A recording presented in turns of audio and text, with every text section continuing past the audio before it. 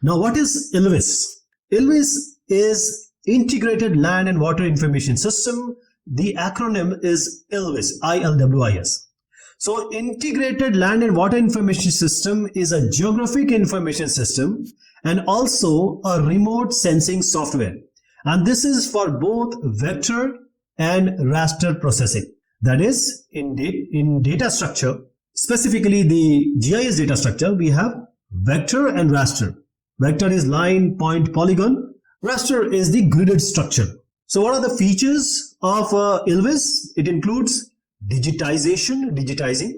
That is, if you have some, say, image, you can mark a road or a land area.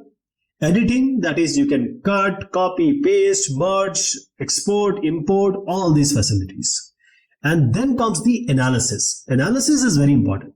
That is, you have a data, but in order to have a data analytics, you need to have an analysis result.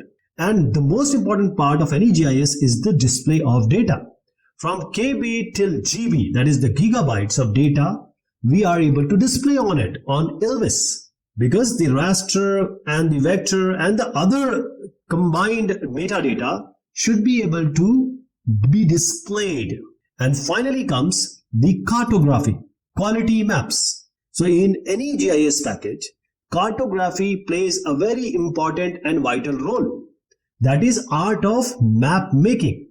So production of quality maps is also there in ILWIS.